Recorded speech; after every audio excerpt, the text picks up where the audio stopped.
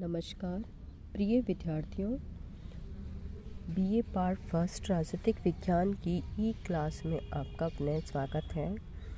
आज हम पढ़ेंगे औचित्यपूर्णता या वैधता की अवधारणा। सबसे पहले इसमें हम लेंगे औचित्यपूर्णता का महत्व। औचित्यपूर्णता की धारणा अत्यंत प्राचीन है, लेकिन वर्तमान समय और संदर्भ में इसने नवीन अर्थ प्राप्त कर लिए हैं। सभ्यता और संस्कृति तथा राजनीतिक विकास के साथ साथ मानवीय जीवन और व्यवहार में अदमनात्मक जो प्रवृत्तियां हैं, उनकी जो शक्ति है वो कम होती जा रही है और शक्ति के अदमनात्मक तत्व जिसमें प्रभाव, सत्ता और नेतृत्व की भूमिका निरंतर बढ़ती जा रही है। शक्ति के दमनात्मक और अदमनात्मक दोनों ही श्रेणियों के तत्वों पर ये बात समान रूप से लागू होती है कि जब तक कि हम औचित्यपूर्णता से नहीं जुड़ते तब तक उनकी शक्ति और जो प्रभाव है वो नहीं बढ़ता। लेकिन जब उन्हें औचित्यपूर्णता की स्थिति प्राप्त हो जाती है तो उनकी शक्ति और प्रभाव अपने आप बढ़ जाता है। शक्ति, प्रभाव और सत्ता औचित्यपूर्णता की स्थिति को प्राप्त करने की ही प्रभावशाली और दूसरे के जो व्यवहार है उसमें परिवर्तन करने में सफल हो जाते हैं, जबकि उन्हें औचित्यपूर्णता प्राप्त हो जाती है। डेल के अनुसार जो भी राजनेता हैं वो अपने जो भी कार्य होते हैं उनको औचित्यपूर्णता का वस्त्र पहनाते हैं और ऐसा हो जाने से उन्हें सत्ता की स्थिति प्राप्त होती है। दूसरे शब्दों में प्रभाव को सत्ता के रूप में स्थापित करने का कार्य औचित्यपूर्णता के आधार पर संभव होता है। ये तथ्य इतना अधिक महत्वपूर्ण है कि मैक्स वेबर ने केवल औचित्यपूर्ण सरकारों और सत्ताओं का ही विश्लेषण करना अपने विषय का मूल आधार बनाया। अब यह है कि जो औचित्यपूर्णता है, क्या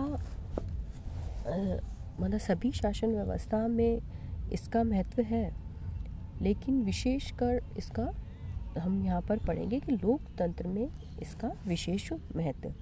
हालांकि वैसे तो सभी जो राजनीतिक व्यवस्थाएं हैं उनकी प्रभावशीलता औचित्यपूर्णता पर निर्भर करती है, लेकिन लोकतांत्रिक जो व्यवस्था है उसमें औचित्यपूर्णता का महत्व सर्वाधिक है, क्योंकि जो लोकतंत्र है वो जन सहमति का शासन होता है। अतः लोकतंत्र में भय और आतंक के आधार पर जनता से आज्ञा पालन कराना बहुत कठिन होता है। लोकतंत्र में बल, दमन आदि का प्रयोग कम मात्रा में करके और जनता की सहमति या उनके विश्वास से शासन पर उनके विश्वास के आधार पर ही उनसे शक्ति या कार्य करवाए जाते हैं या शक्ति या प्रभाव का पालन करवाया जाता है। अगर मान लो कोई लोकतांत्रिक व्यवस्था में बल, दमन के द्वारा अपनी सत्ता का प्रयोग करता है तो वो कुछ ही समय में अपनी औचित्यपूर्णता खो देती है। अतः राजनीतिक व्यवस्थाएं सदैव औचित्यपूर्णता की तलाश में रहती हैं।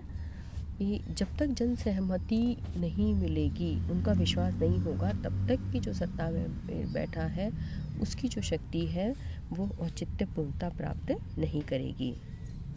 अब यह है कि जो औचित्यपूर्णता है उसका जो अवधारणा है उसका विकास हम कहाँ देखते हैं, तो हमें प्राचीन काल से ही औचित्य जो पूर्णता है वो शासन व्यवस्था में दिखाई देती है।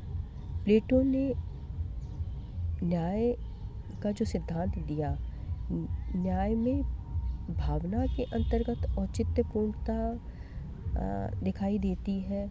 उसके अनुसार प्रत्येक शासक का बुद्धिपूर्ण आधार होना चाहिए। उसकी जो जड़ें हैं वो नैतिक मूल्यों और दीर्घकालीन विश्वास और सामान्य स्वीकृति पर आधारित है। अरस्तू ने कानून सम्मत शासन या संवैधानिक शासन के रूप में इस अवधारणा का चित्रण किया। लॉक ने सहमति और समझौते के धारणा के माध्यम से इस विचार का समर्थन किया।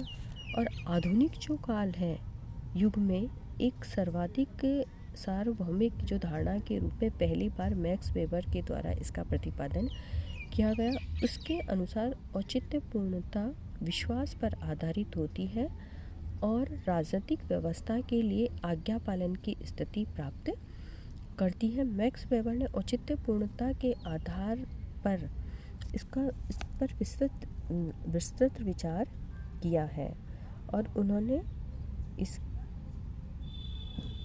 अब हम लेंगे औचित्यपूर्ण की व्याख्या या उसका अर्थ। औचित्यपूर्णता एक ऐसी स्थिति का नाम है जिसके अंतर्गत एक राजनीतिक व्यवस्था के सामान्य जन को ये विश्वास होता है कि सत्ता धारक या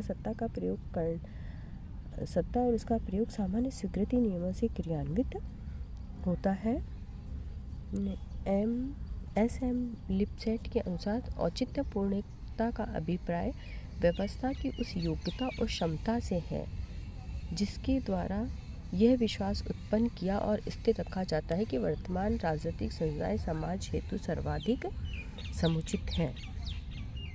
तो जो औचित्यपूर्णता की परिभाषा विद्वानों के द्वारा दी गई है उसमें सहमति और स्वीकृति जो लोगों के द्वारा राजनीतिक संबंध में दी जाती है ये दिखाई देती है। यदि किसी राजनीतिक व्यवस्था या किसी संस्था में लोगों की स्वीकृति प्राप्त नहीं है तो उस व्यवस्था की वैधता कम हो जाती है और ऐसी व्यवस्था अधिकांश समय तक अस्तित्व में नहीं रह सकती।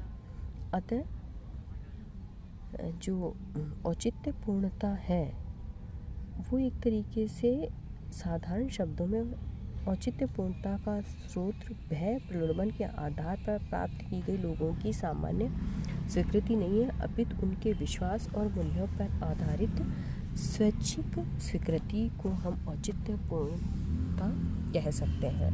धन्यवाद।